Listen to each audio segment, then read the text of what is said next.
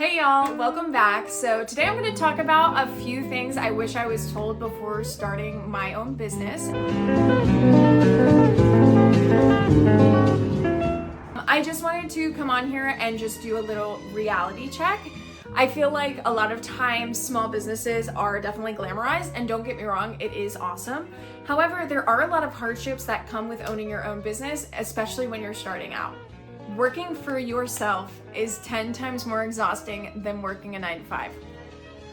You can disagree with me all you want. I have worked 9-to-5s before. I've been working since I was 14. I've worked in restaurants. I've been a general manager of a hotel. Your brain never stops when you own your own business. You are always questioning yourself. You're asking, did I do enough? Am I doing enough? Do I have something this day? Do I have something that day? You're sitting down on the pillow and you're like, oh my goodness, I forgot to do this. I forgot to respond to this person. Was I okay when I talked to this person? I feel like I was a little unprofessional. You are second guessing everything and you're working 10 times as hard overtime and you don't have a steady paycheck. You're exhausted by the end of the day, but it's definitely rewarding because it is your own and you created it. So number 2, recreation and work are kind of blurred. And let me explain this a little further. Even though it's work, sometimes as a hobby, I like to also work on work. Does that make sense? So for example, sometimes I'll just, be off and I'll be sitting on the couch and I'll think to myself, what would be good right now? If I started editing that TikTok video, or if I responded to emails, maybe I can refine my website a little bit to look better. And so I will do that kind of as a hobby. But it gets really blurred lines because then you feel like you're in work mode and you've been working all day, but then it's also something that you want to do. So that's just something I've been struggling with a little bit, is thinking, okay, I can't have this be my entire life because it already is my entire life. So I need to have a life outside of this and kind of separate it for myself. I can't say that was the same when I worked for other places. I didn't just in my free time think, let's do a cold call. Yes. Separating church and state would probably be a lot better for my mental health and maybe better for yours. Okay, number 3 is that money is constantly on your mind. When I worked a 9-to-5, I knew exactly what my paycheck was gonna be every other week. So I knew how to budget it accordingly and what I could spend my money on and, et cetera, et cetera.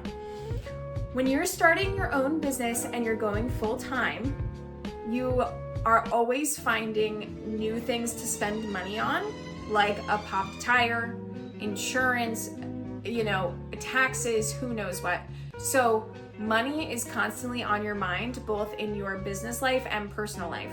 Because right now, because I just started this business, I'm living off of my savings, right? So I have to be super intentional about what I'm budgeting for my everyday life, and I have to be a lot more frugal than I was. Every time I go out with my friends, I have to be very money-minded and money-centric. And same situation, every time I set up with my business, I have to be very money-minded. I'm very lucky in the sense that I've only experienced, kind of debt and panic and financial instability for one very small period of my life.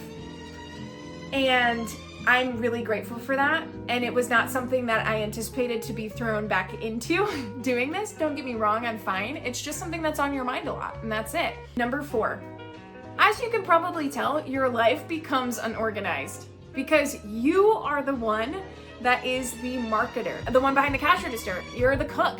You are the accountant. You are the bookkeeper. You are the one making all of the decisions. You're also the one that gets sick and still has to show up for work. So your brain is in a million different places and you get unorganized. I did anticipate this because I'm a very type B person and sometimes I do tend to be disorganized, but I helped myself by creating a schedule, being very intentional, creating systems and all of that.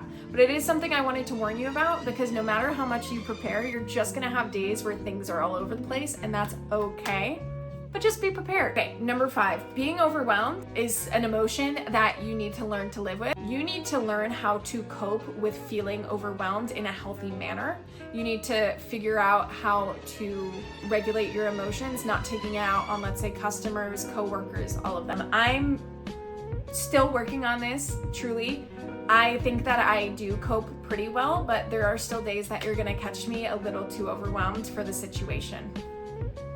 Unfortunately, I'm still working on it and it is something I prepared for, but yeah, I feel like it's not talked about enough.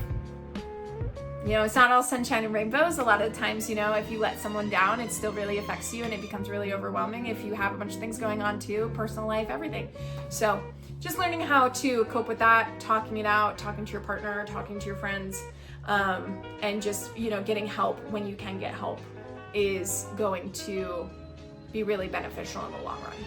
Number 6, I think this was the most shocking to me that I have found. I am really self-isolated during the day. I love having coworkers and I'm a very social person, and I find myself feeling really isolated a lot of the time. And I don't see people during the day if I don't have an event. Obviously, when I have an event, I'm talking to all sorts of people, but that's not every single day. So, you know, even when I'm bookkeeping or doing my finances or running my website, doing marketing, whatever, no one's around but yourself. So you need to learn how to be really comfortable with yourself and not having coworkers. I have a really great friend group that is in my town right now that I see very consistently, and we do things all the time. Luckily, I was able to remedy this situation really quick by just being a little more intentional on when I spend my time with my friends.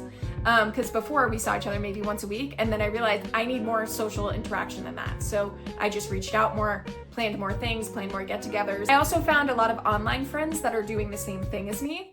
And that has been a godsend because those are people that understand the struggles that you're going through or the overwhelm you're feeling. So finding a community online is also a really helpful way to not feel so isolated.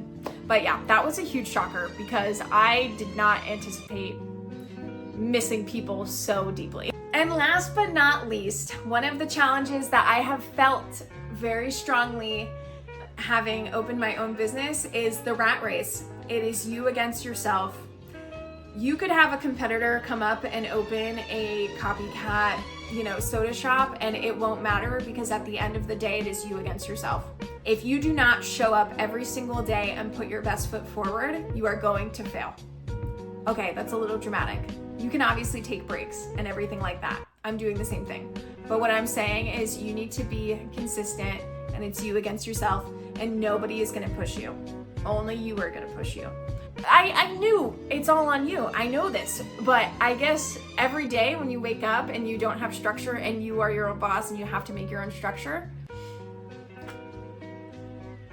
you know, it's different when reality hits you, and that's the case because when you're thinking about it and you're just dreaming of a scenario and then it actually comes, you know, it's just a little jarring, that's all. So it's just something that you should prepare for. And if you know yourself, kind of set systems in place before you do this full time so that you are prepared to be motivated and have things, you know, or people looking out for you that can help motivate you, because obviously motivation is not linear. You just have to keep going, keep pushing and everything like that. To wrap this whole video up, it was a whole lot of talking, and thanks for joining me today. I hope you enjoyed this video. I hope it was helpful. If you guys are interested in side hustles or opening your own soda shop, I am doing a soda shop series, so feel free to click through my page, and I'll see you guys in the next one.